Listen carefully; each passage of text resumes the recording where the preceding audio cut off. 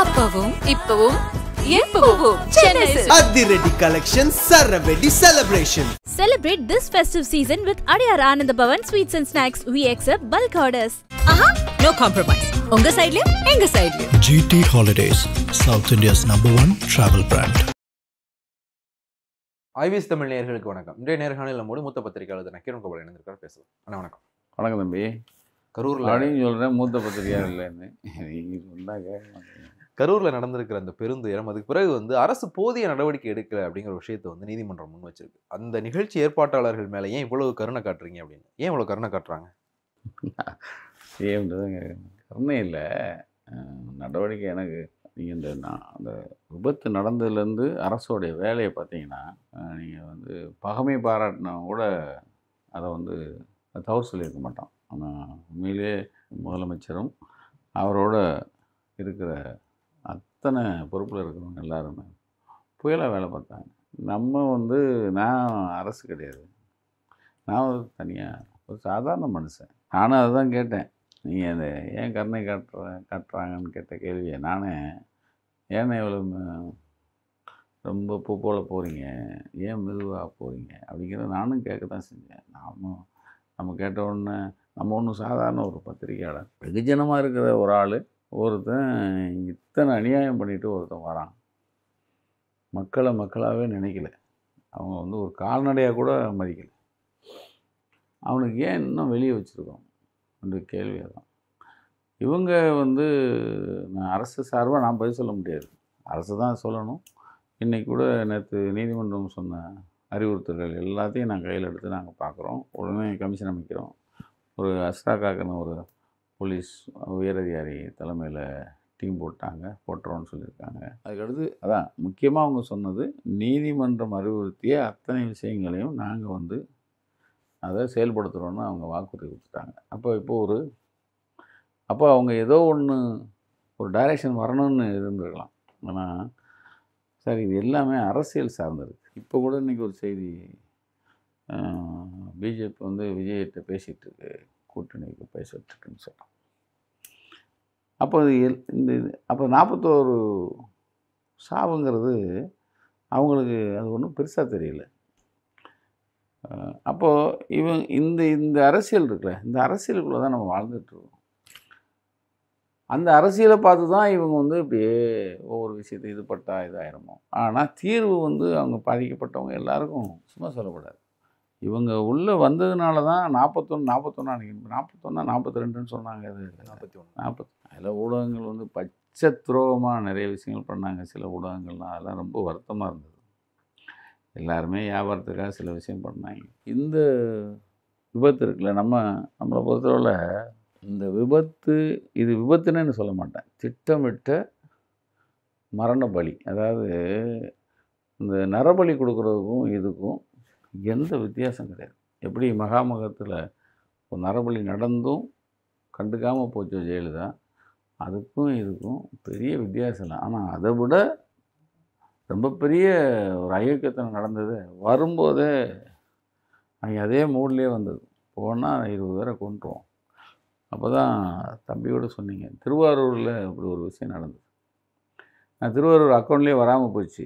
ஆனால் இப்போ தான் தெரியுது, நாகப்பட்டினம் முடிச்சுட்டு அவன் திருவாரூர் போயிருக்கான். திருவாரூரில் நடந்திருக்க வேண்டியது, இப்போ அவங்க சொல்கிறாங்கல்ல, 5 இடத்துல நல்லா எதுவுமே நடக்கும். 5 இடத்துலையும் நடந்தது.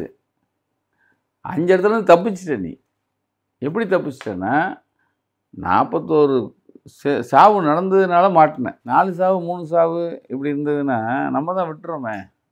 நம்ம ஊடகமும் கண்டுக்கலை, போலீஸும் கண்டுக்கலை. ஏன்னா எதுக்கு அவனை பெருசுப்படுத்துவாங்க. ஆனால் ஒருத்தன் சைக்கிள் அடிபட்டாலே நம்ம இங்கே ஒருத்தன் ஒரு காரு போகுது, ஒருத்தன் கிராச் பண்ணாலே அப்படி நிறுத்தி போலீஸை கூப்பிடு, அவனை கூப்பிடு, இவனை கூப்பிடு, ஒரு பெரிய அன்னக்காலம் பண்ணி போடுறாங்க. இப்போ திருவாரூர் சொல்கிறேன்னே, திருவாரூரில் இப்போ நீங்கள் சொன்ன பிறகு எனக்கு மறுபடியும் ரீகலெக்ட் பண்ணுறேன். அந்த ஒரு தாலுகா ஆஃபீஸ் அந்த அன்றைக்கி விடுமுறை விட்டுருக்காங்க, சனிக்கிழமை. இந்த சனிக்கிழமை போகுது. அவங்க எதுக்குடா வம்புன்னு சொல்லி பூட்டிகிட்டு போயிருந்துருக்காங்க. அந்த வாட்ச்மேனை நீங்கள் கண்டுபிடிச்சி அவனுக்கு நீங்கள் கௌரவிக்கணும். ஆனால் ஒரு 500 பேரை காப்பாற்றிருக்காரு அந்த ஆள். அவர் வந்து இந்த கூட்டம் பிதுங்கிறது இவங்களுடைய அல்லோலத்தை பார்த்துட்டு வந்தவர் அந்த ஆஃபீஸை திறந்து விட்டு பூட்டின தாலுகா ஆஃபீஸை திறந்து விட்டதுனால 500 பேர் உள்ளே போய் தப்பிச்சதா செய்தி. நீங்கள் அந்த ஆள் திறக்காமல் இருந்திருந்தா இதை விட எண்ணிக்கை அங்கே திருவாரூரில் வந்திருக்கணும். இப்படிலாம் நடந்தது கேள்விப்படாமல் ஒருத்தர் இருப்பானா? இப்படிலாம் இருந்துச்சு. ஆனால் கூட்டத்தில் என்ன இப்போ நம்மளே வரோம் ஒரு கூட்டம் அண்ணே, அந்த கூட்டத்தில் என்ன ஒருத்தர் என்ன மாதிரி உங்களை பாராட்டினார்னே அப்படின்லாம் சொல்லுவாங்கல்ல. அதே மாதிரி ஒருத்தன் மயங்கி விழுந்தது சொல்லாமல் இருந்திருப்பான். அப்போ அவன் வந்து இது பொருட்படுத்தாமல் இல்லாமல் ஒருத்தன் இருந்திருக்கான். நல்ல வேலை கோர்ட்டு முடிக்குது, அரசும் முடிச்சிருச்சு. அதுக்கு நம்ம சந்தோஷப்படுவோம். ஏன் நடவடிக்கை எடுக்கலைங்கிற கேள்வியை இத்தோடு விட்டுட்டு இப்போ எடுக்கிறாங்களே எடுக்க போகிறாங்களே அப்படிங்கிற ஒரு நம்பிக்கை தான். அந்த சனிக்கிழமையிலேருந்து இப்போ அடுத்த சனிக்கிழமை ஆயிடுச்சு. இந்த ஒரு வாரம் வந்து நேற்று இந்த நீதிமன்ற விசாரணைக்கு வர்றதுக்கு முன்னாடி வரைக்கும் திமுகவை தவிர, ஆளும் கட்சியை தவிர, ஆளும் கட்சி கூட்டணியை தவிர மற்ற எல்லா கட்சிகளுமே வந்து சந்தேகமாக இது பண்ணது. ஆம்புலன்ஸ் உள்ளே போச்சு, போலீஸ் தடியடி நடத்தினாங்க, செந்தில் பாலாஜி தான் பண்ணாரு அப்படின்ற மாதிரியான விஷயங்கள் நேற்று சொல்லிக்கிட்டே இருந்தாங்க. நேற்று இந்த 3 கோர்ட் நடந்ததில்லை தம்பி. செந்தில் பாலாஜி சொல்லியிருக்க வேண்டியதானே விடுவேன் சொல்லி ஆம்புலன்ஸ் சொல்லியிருக்க வேண்டியதானே. இந்த படபா வந்து அப்போது இது நல்லா தெரிஞ்சுங்க. ஒரு விஷயத்தை துஷ்பிரச்சாரம் பண்ணுறதுக்கு இவங்க ஊடகத்தை பயன்படுத்தலாம். தைரியம் இருக்கிறவன் நேற்று 3 கோர்ட்லேயும் சொல்லியிருக்கணும் செந்தில் பாலாஜி தான் பண்ணார், ஆம்புலன்ஸை உள்ளே விட்டாங்க அப்படின்னு சொல்லிட்டு இருக்கான்ல. ஒரு மேதாவி பேசுகிறவனு சொல்லிட்டு இருக்கான். இவர் ஏன் செந்தில் பாலாஜி மேலே எங்களுக்கு ஒரு சின்ன டவுட் இருக்குங்கண்ணா. மூதேவியா ஒருத்தன் கொலை பண்ணிட்டு ஓடினவனை விட்டுவிட்டோம். ஐயோ கொலை நடந்துச்சேன்னு ஓடியாரான் பாருங்க. அதை விட முக்கியம் நேற்று தெரிஞ்சது விஜயபாஸ்கரும் கூட தான் ஓடியாந்துருக்காரு, அவரும் அந்த பக்கம் வந்திருக்காரு. இப்போ அதில் நம்ம பாராட்ட வேண்டிய விஷயம் கட்சி பேதம் இல்லாமல் நீங்கள் கரூரை காப்பாற்றிருக்காங்க அந்த மக்கள் எல்லாரும் சேர்ந்து. ஒருத்தனை தவிர இந்த டிவிக்கிறவங்களை தவிர அவங்க எல்லாரும் வந்து பாராட்டியிருக்காங்க. இந்த கோர்ட்டில் ஏன் வைக்க நேற்று நான் நைட்டு ஒரு வழக்கறிஞர் பெரிய சீனியர் வழக்கறிஞர் அவர்கிட்ட கேட்டேன், அண்ணே ஏதாவது சொன்னாங்களாண்ணே இந்த செந்தில் பாலாஜி வரலையேண்ணே. நான் சென்னையிலையும் கேட்குறேன், சென்னையில் இந்த நீதிமன்றம் நடக்கும்போது இந்த செந்தில் பாலாஜி விஷயத்தை யாராவது வச்சாங்களா? வைக்கல, ஆம்புலன்ஸும் வைக்கல. அப்போது பிரச்சாரம் நீங்கள் வந்து மக்கள்கிட்ட கொண்டு போய் திமுக தான் அப்படிங்கிற பிரச்சாரத்தை உள்ளே கொண்டு போய் திணிக்கிறதுக்காக இவனுங்க எடுத்துக்கிட்ட யுக்தி அது வந்து தைரியம். அதான் நான் சொல்கிறேன்ல, நீங்கள் இப்போ அதையே எதிர்கட்சி தலைவர் இபிஎஸ் தானே எடுத்தார். அதுக்கு ஒரு பதட்டப்படுறாரு செந்தில் பாலாஜி அப்படின்றாரு.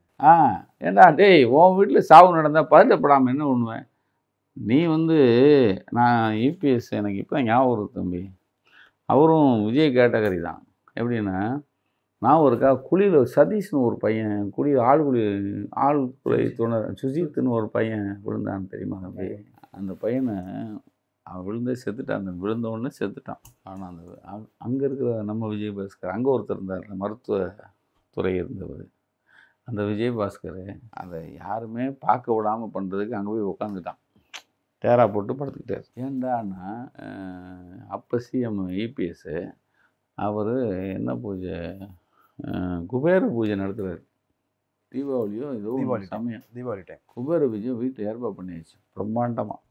குபேர பூஜை நடத்தி முடிக்கிற வரைக்கும் இந்த இலவு செய்தி வரக்கூடாதுங்கிறதுக்காக யாரும் கிட்டக்க போகாமல் இருக்கிறதுக்கு விஜயபாஸ்கர் அங்கே போய் டேரா பையன் விழுந்தமே அன்னைக்கே செத்துட்டான் தம்பி.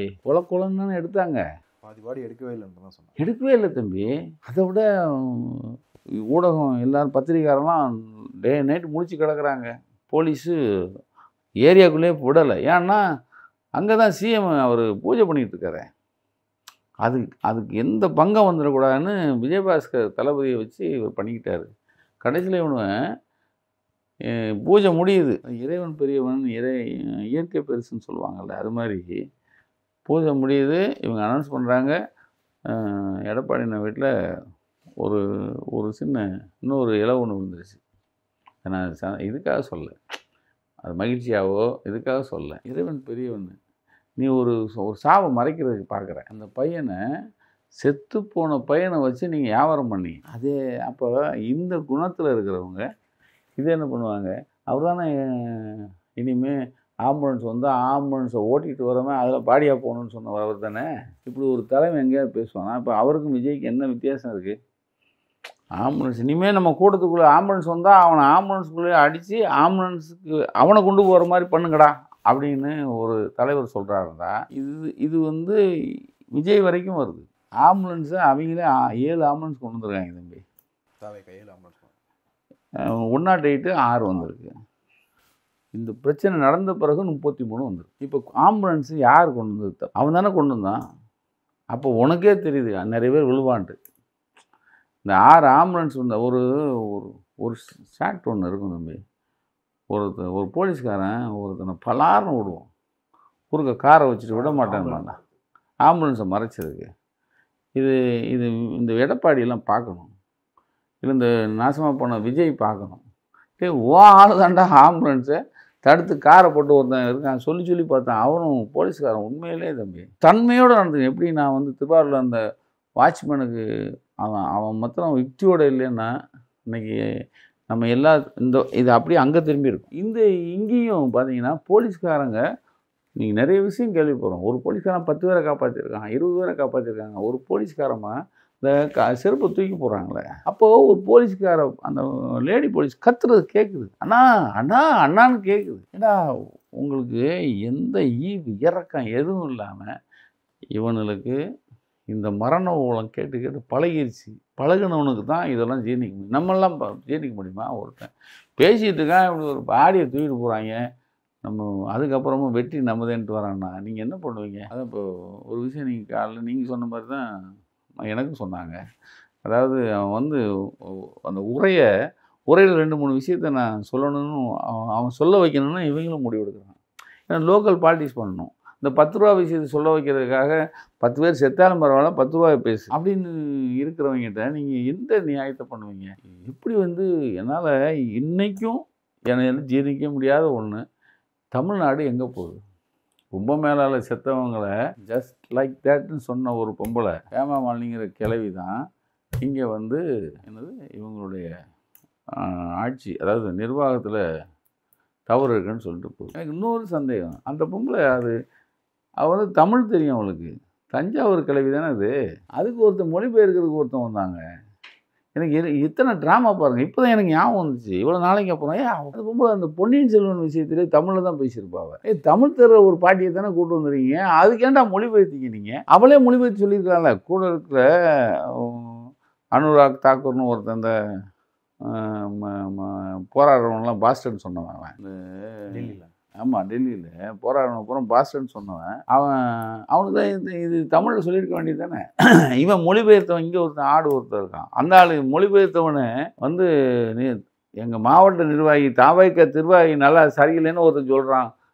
எஸ், மாவட்ட நிர்வாகம் சரியில்லைன்னு இவன் இங்கிலீஷில் டிரான்ஸ்லேட் பண்ணுறான். என்னடா அதுக்கு முன்னாடி இப்போ அடித்து பொழந்து கட்டாங்க. ஒரு நிம்மதி கிடச்சிதான் எனக்கு வாழ்க்கையில். நேற்று நான் பாருங்கள் கண்ணெலாம் கொஞ்சம் வீங்கி இருக்கணும், நிம்மதியை தூங்கினேன்.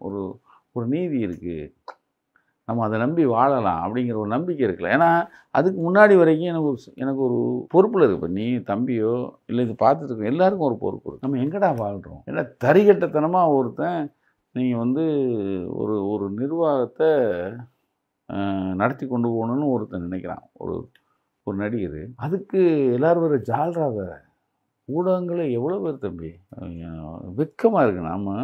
ஆனால் நமக்கு ஒரு இது என்னென்னா நம்மளாவது கொஞ்சம் சொல்லிகிட்டு இருக்கோமே அப்படிங்கிற ஒரு சின்ன எனக்கும் எங்கள் டீமுக்கு ஒரு நம்பிக்கை இருக்குது. இவ்வளவு நடந்திருக்கு, இவ்வளோ அநியாயம் நடந்திருக்கு, இன்னமும் இந்த ஆம்புலன்ஸியாக விட்டாங்க. அதான் அமுதாக்கா அவங்க ஒரு ஐஏஎஸ் அதிகாரி ஒரு ஜென்யூனாக அப்படி கிழிச்சு போட்டுருச்சு. நான் என்னென்னா அது வாட்டுக்கு பார்த்துட்டு இருந்தாங்க வேலையை, அவங்களையும் கொண்டு வந்து டிவியில் உட்கார வச்சிட்டிங்கடா. அதை விட எல்சேரிட்டி செந்தில் நினைக்கிறேன், அவர் நீங்கள் யாராவது ஒரு டீட்டெயில் இல்லைங்க மழுப்புனாங்க யாராவது பாருங்களேன். ஒரு நிர்வாகம் இதாங்க நிர்வாகம். அந்த நிர்வாகத்தை நீங்கள் வந்து கோலார் சொல்கிறவன் இன்னும் இருக்கான் பாருங்கள். அதாவது இங்கே நிர்வாகம் சரியில்லை, வெங்காயம் இது ஒரு சாம்பிள் போகும். என்ன இன்றைக்கி சனிக்கிழமை வந்தோடனே ஒரு சின்ன ரிலீஃபில் உட்காந்துருவோம். ஏன்னா சகடா இப்போ சனிக்கிழமை போலியே ரைட்டா, நல்ல வேலையாக வந்து இனிமேல் இந்த ரோட்ஸோ இந்த வெங்காயம் சொல்லலாம் கொண்டு விடுவோம் எல்லாருக்கும் தான். இந்த நீதிபதி போட்டது அது இன்னும் வேறு திருப்பி, அதாவது இல்லைன்னா இன்னும் எத்தனை மரணத்தை நம்ம பார்க்க போகிறோம், எத்தனை வீடுகள் இலவில் போகுது. நேற்று சிபிஐ கேட்டது டிஸ்மிஸ் பண்ணாங்கல்ல மதுரையில். அது என்ன கேட்டாங்க, விக்டிம் யாருமே சிபிஐ கேட்கவே இல்லையா? சிபிஐ கேட்டவங்க போகிறான் இந்த வீணா போன 4-5 பேருக்காக வக்காலத்து வாங்கின ஒரு 4-5 பேர் பண்ணாங்க. 4-5 பேர் ஏன் கேட்டாங்க அப்படின்னா அதுக்கு பின்னாடி போங்க, நீதிமன்றம் என்ன சொல்லுது, நடந்து 6 நாள் தான், அதுக்குள்ளே என்ன அவசரம் கேட்கு, அப்படி தான் டிஸ்மிஸ் பண்ணிடு. இப்போது ஒரு திருப்தியில் உட்காந்துருவேன். நடந்த 41 சாவுகளை மறக்க முடியாது. ஆனால் எதிர்காலத்தில் இது நடக்காது அப்படிங்கிற ஒரு சின்ன நம்பிக்கை வந்திருக்கு. அதே மாதிரி நீங்கள் ஒரு பேசும்போது சொன்னீங்க, பாஜக விஜய் கூட வந்து கூட்டணி பேசிக்கிட்டு இருக்காங்க. பாஜக விஜய் தரப்புல பேசினதுக்கு பிறகு தான் எம்பிக்கள் குழு வந்துச்சு அப்படிங்கிற ஒரு தகவலும் வந்தது. ஆமாம், இது வந்து அரசியல் ரீதியாக பயன்படுத்துகிறாங்க அப்படின்றது நேற்று முதலமைச்சரும் வந்து சொல்லியிருந்தார். ஒரு என்டிஏக்குள்ளே விஜய் போகிறாரா? போயாச்சு தம்பி. அன்றைக்கி நைட்டே அதான் சொன்னேன், இந்த சாவு நடக்குது. நைட்டு வந்து பெருந்தனக்காரர்கள் இப்போ அந்த ஒரு ட்விட்டர்னு ஒரு விஷயத்தில் உள்ளே போகிறாங்களா, ட்விட்டராக எக்ஸலாம் ஏதோ ஒன்று, அந்த பதிவுகளை அவங்களுக்கு ஆர்எஸ்எஸ் சம்மந்தப்பட்டவங்க போட்ட பதிவுகளை பூரா உடனே இரவுடவாக எடுத்திருக்காங்க. அதாவது விஜய் கண்டித்து போட்ட பதிவுகள் எல்லாம் எடுத்திருக்காங்க. அப்போ எங்கேருந்தோ ஒரு டைரக்ஷன் வருது. அவன் நம்மால் கோலாகல சீனிவாசன் ஒருத்தன் ஒரு ஆள் பேசுவான் தெரியுமா, கோலாகல சீனிவாசன் பேசியிருப்பான். நான் சொல்லுவான், நோ அதர் கோ விஜய்க்கு, என்டிஏ தவிர அவருக்கு வேறு அதர் எனது என்டிஏ தவிர என்டிஏ தான், என்டிஏக்குள்ளே வந்தால் தான் அவரை காப்பாற்ற, அவர் சேஃப். கரெக்ட், என்டிஏக்குள்ளே வந்தால் தான் அவருக்கு சேஃப். சார் என்றைக்கு சனி ஞாயிற்றுக்கிழமை சொல்கிறான் சார். அந்த ஞாயிற்றுக்கிழமை நைட்டு இது வந்துருச்சு அவங்களுக்கு. திங்கக்கிழமை காலையில் அந்த இவங்க வந்து இறங்கிட்டாங்களே, வேறு இந்த குரூப்பு திங்கள் வந்து நமக்கு அவங்க 10 பேர் வராங்கன்னு போட்டாங்க. செவ்வாய்க்கிழமை காலையில் வந்து இறங்கிட்டாங்களே. அப்போது பூனைக்குட்டி வெளியே வந்துச்சுங்கிறது வெட்ட வெளிச்சம் தானே, எல்லோரும் வந்துட்டானே. அப்போ உங்களுக்கு அவன் அந்த இதுக்கப்புறம் அவன்லாம் வந்துட்டேன், நீ சேஃபு, நாங்கள் எத்தனையோ சாவுகள்லாம் பார்த்தோம், கும்பமேளாவே ஒன்றும் இல்லைன்னு பார்த்தோம், மசூதி இடிச்சதே ஒன்றும் இல்லாமல் பண்ணிட்டோம், இப்படிலாம் இருக்கும்போது நீ ஏன்டா ஒரி அப்படின்னு சொன்ன பிறகு தான் சார் வந்து மேக்கப் போட்டு வெளியே வந்தார். மேக்கப் போட்டு 4 நிமிஷம் பேசினது அவர் வந்து அந்த டைரக்ஷன் இல்லாமல் மேலே இருந்து அவங்க கொடுத்ததுனால தான். ஆனால் என்னை கேட்டால் அவன் என்டிஏல இருக்கணும். அதாவது வரலாறு ஒரு நல்ல பதிவு ஒன்று பண்ணாமல் போகவே போகாது.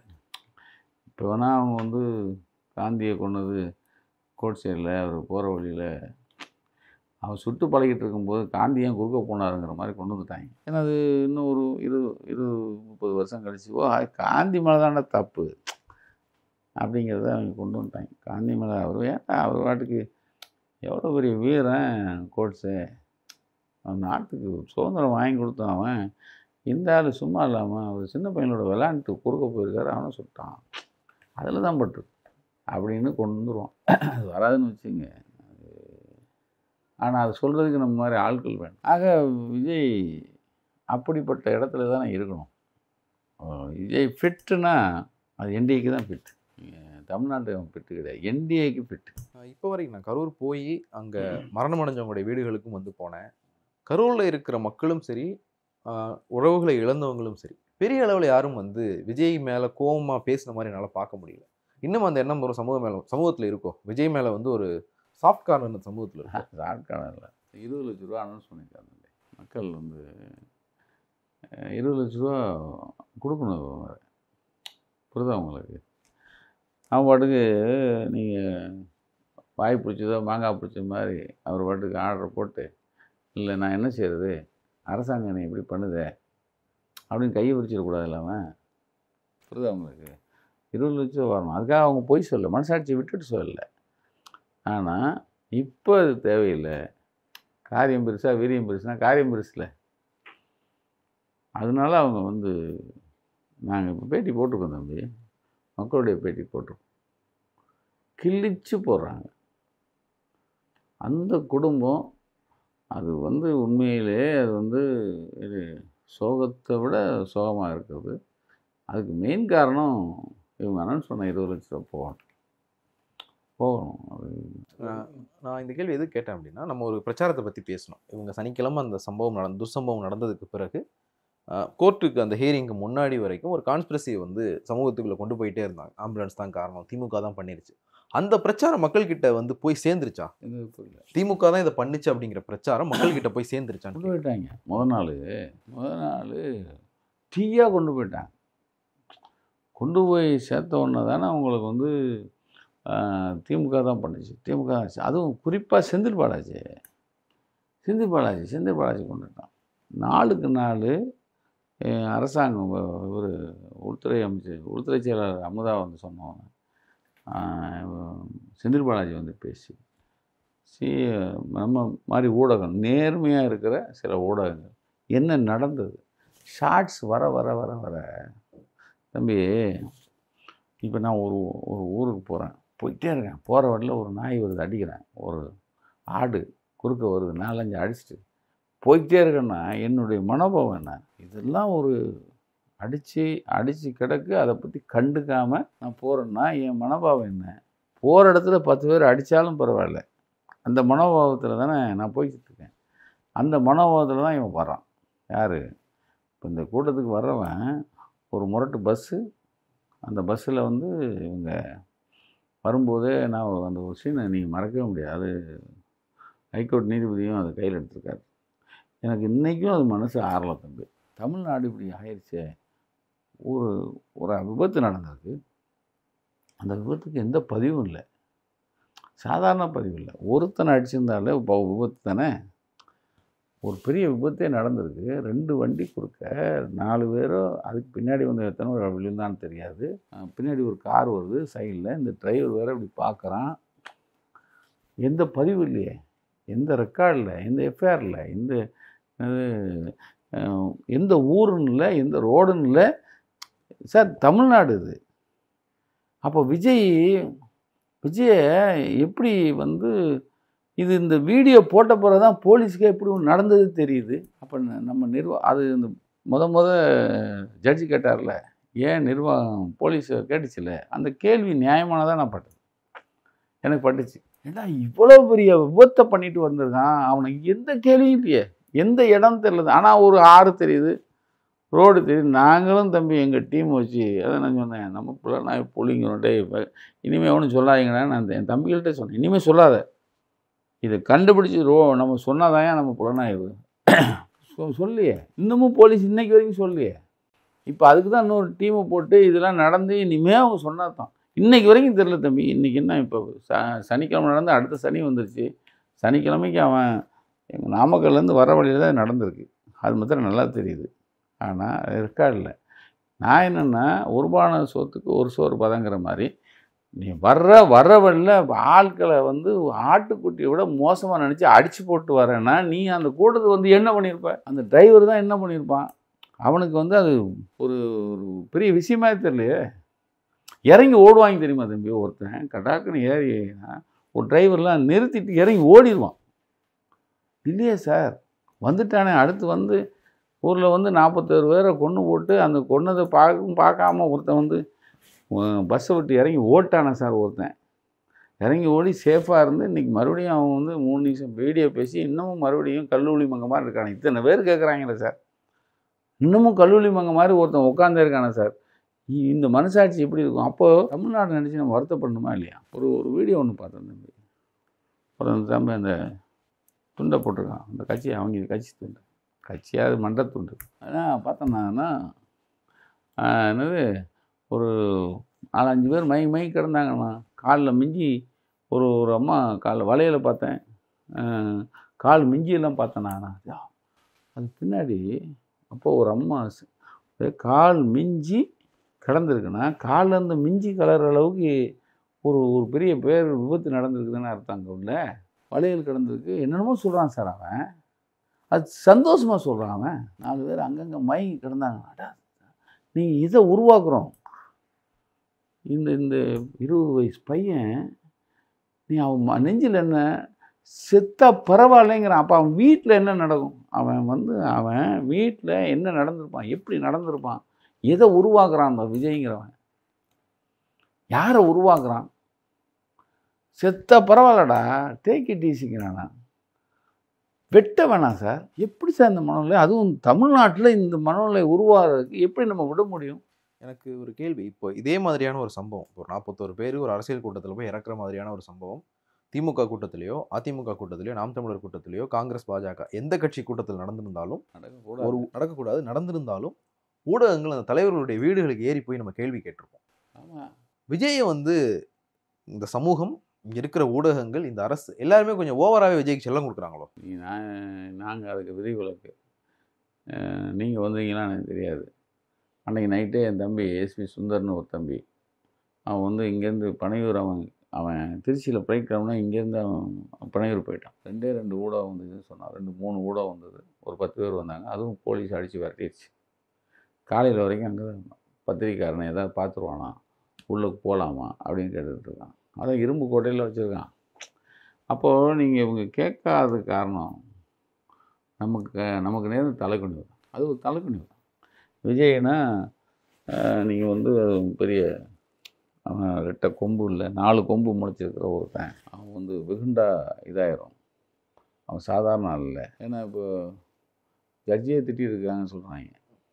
ஜட்ஜை திட்டிருக்காங்களாம். இது யாரெல்லாம் எதிராக போகிறாங்களோ திட்டு நான் சொன்னேன், டே அவன் திட்ட இவன் அடிங்கடான்னு. அவன் திட்டட்டும், இவன் அடிங்கடான் மேலே, அப்போ தானே தெரியும். நானும் ஒரு ட்வீட் பார்த்தேன். அமுதா ஐஏஎஸ் வந்து கலைஞருடைய ஃபியூனரலில் இருப்பாங்க. அவங்க தான் அன்றைக்கி வந்து கவர்மெண்ட் இன்சார்ஜ். அதை எடுத்து போட்டு வரும். அதனால தான் அவங்க தாவேக்காக்கு எதிராக பேசுகிறாங்க போட்ட ட்வீட்லாம் பார்த்தேன். என்ன வேணாலும் போட்டேன் சார். ஆனால் ஒரு தப்பான வழி, நீ தப்பாக இருந்தவன் அப்படிங்கிறத அவன் இன்னும் உணரவே இல்லைன்னு அர்த்தம். விஜய் உணர் இல்லையா? இல்லை விஜய் உணர். இவனெல்லாம் காசுக்கு லைக் போகிறவன் தானே அவன். விஜய் உணரணும். அவனில் வெளியே வந்து டே இதெல்லாம் பண்ணாதீங்கடா சொன்னோம். ஒரு நீதிபதியை திட்டுறாங்களாம் சார். நேற்று ஒரு அட்வொகேட் சொன்னாங்க, நீதிபதியை திட்டுறாங்க. அவன் அங்கங்கே போய் ஒருத்தந்த இந்த பாருங்கள், இது கூட அந்த இன்னைக்கு காலையில் நேற்று பேப்பர் பார்த்தேன். ஆதவ் அர்ஜுனா தேசிய பாதுகாப்பு படையினுடன் ஆதவ் டெல்லி பயணம் ஒரு ட்விட்டை போட்டிருக்கான் தம்பி.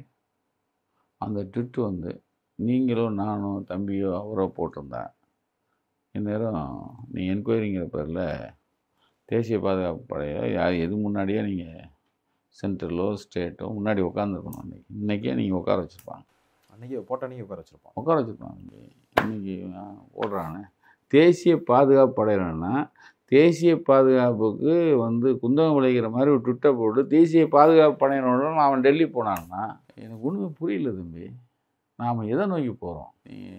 அதாவது சட்டத்தோட ஆட்சிங்கிறோம். அப்போ யாருக்கு? காசு இல்லாதவனுக்கு சட்டத்தோட ஆட்சி, காசு இருக்கிறவனுக்கு. அதான் சொன்னேன், எனக்கு அந்த ஆதவ அர்ஜுனா பையன் என்கிட்ட பேசியிருக்கான், எனக்கு தெரியும் அந்த பையனை. ஆனால் இவனை எப்படி இப்படி விட்டு வைக்கிறவன் யாருமே கேட்கலையே, ஊடகமே கேட்கணும்ல, கேட்கலையே. எப்படா ஒருத்தன் இவளுக்கு ஒரு ட்விட்டை போட்ட கடைசியில் பேய்கள் அரசாண்டால் பிணந்துன்னு சாத்துறாங்க. எந்த பேய்? விஜய்ங்கிற பேய் அரசானா பிணந்துன்னு சாத்துறோம். அதைத்தான் அவன் சொல்லாமல் சொல்லிட்டு போகிறான். ஒன்று தானே சொல்கிறான். விஜய்க்கும் அவனுக்கு அந்த படிக்கிற அளவுக்கு ஆற்றல் இருக்கா அறிவு இருக்கான்னு தெரில. அவனை தான் சொல்லிட்டு போகிறான், பேய்கள் அரசாண்டால் பிணந்துன்னு சாத்துறாங்கன்னு சொல்லிட்டு போகிறான் ஒருத்தன். அவனை நம்ம கோர்ட்டு தான் முழிச்சு என்னாச்சு, அவன் மேலே என்ன நடவடிக்கை எடுக்கலாம், நம்ம வந்து நடவடிக்கை எடுப்பாங்கிற நம்பிக்கை இருக்குது. ஆனால் யாரும் வெகுண்டு இல்லையே. வெகுண்டு எழுதுகிறவனை பார்த்து போச்சுடா இவனுக்கு ஈடு இருக்குடா, இவனை அடிப்பாங்கடா, இவனை திட்டுவாங்கடா, எல்லோரும் சேர்ந்து தூக்கி போட்டு மிதிச்சா அவன் எந்திரிப்பான முதல்ல. தம்பி, ஒரு பிள்ளை தப்பாக செய்யணும்னா ஒன்று அப்பம் கண்டிக்கணும், இல்லை ஆத்தா கண்டிக்கணும், இல்லை சுற்றி இருக்கிறவன் போடவனா. நீ அப்பா ஆத்தா மதிக்க மாட்டேன், உன்னை வளர்த்து விட்டனும் மதிக்கலை, சட்டத்தை மதிக்கலை, எதையும் மதிக்கலை. அப்போ யார் அடிக்கணும்? நம்மளாம் சேர்ந்து தானே திருத்தணும். இல்லை அவர் வந்து நாளைக்கு அவர் பயன்படுவார், ஆட்சியை கவிழ்த்துறதுக்கு பயன்படுவார், நம்ம வர்றதுக்கு நமக்கு துணையாக இருப்பார் நினச்சிட்டு இருந்தா நாளைக்கு உனக்கு தாண்டா வரும். நிச்சயமாக மனசாட்சி இருக்கிறவன், இதை எதுக்காதவன் வந்து நரகளை சாப்பிட்றதுக்கு சமம். நன்றி. நிறைய விஷயங்கள் பகிர்ந்து உங்களையும் கருத்து வைக்கிறேன். மற்றொரு நிகழ்ச்சி சந்திக்கலாம். நன்றி, வணக்கம். அப்பவும் இப்பவும் எப்பவும் சென்னை அதிரடி கலெக்ஷன் சரவெடி celebration. Celebrate this festive season with Adiyar Anand Bhavan Sweets and Snacks. We accept bulk orders. no compromise. உங்க சைடுலயும் எங்க சைடுலயும். GT Holidays, South India's #1 travel brand.